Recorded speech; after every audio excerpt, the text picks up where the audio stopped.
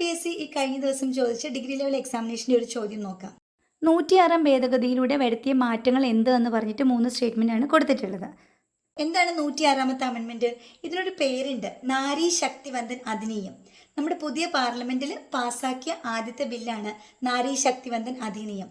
ഇതിൽ എന്തൊക്കെയാണ് പറയുന്നതെന്ന് ചോദിച്ചാൽ, ലോകസഭയിലും സംസ്ഥാന നിയമസഭയിലും ഡൽഹി NCTയിലും സ്ത്രീകൾക്ക് 1/3 സംവരണം അനുവദിക്കണം എന്ന് പറഞ്ഞ ബില്ലാണ്. ഇതാണ് പാസ്സാക്കിയിട്ടുള്ളത്. 2023 സെപ്റ്റംബർ മാസം 20 ലോകസഭയും സെപ്റ്റംബർ മാസം 21 രാജ്യസഭയും പാസ്സാക്കി.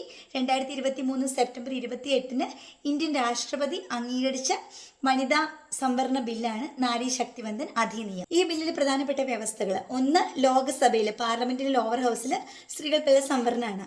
അപ്പോൾ പാർലമെന്റിലെ ലോവർ ഹൗസിൽ SC/STക്കാർക്കുള്ള സംവരണം ഉൾപ്പെടുന്ന ആർട്ടിക്കിൾ 330 വ്യവസ്ഥകൾ ഉൾപ്പെടുത്തിക്കൊണ്ട് ആർട്ടിക്കിൾ 330A ഇവിടെ അവതരിപ്പിച്ചു. രണ്ടാമത്തത്, എല്ലാ സംസ്ഥാന നിയമസഭകളിലും സ്ത്രീകൾക്കുള്ള സംവരണമാണ്.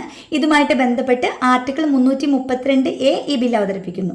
ഡൽഹി NCTയിലെ സ്ത്രീകൾക്കുള്ള സംവരണം, ഇതുമായിട്ട് ബന്ധപ്പെട്ട് ആർട്ടിക്കിൾ 239AA ഇതിൽ കൂട്ടിച്ചേർത്തു.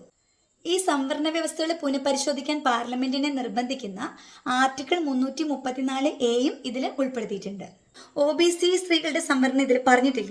എല്ലാ പോയിന്റ്സ് ഞാൻ പറഞ്ഞിട്ടുണ്ട്. ഇനി നിങ്ങൾ നോക്കിയിട്ട് ആൻസർ കമന്റ് ചെയ്യാം.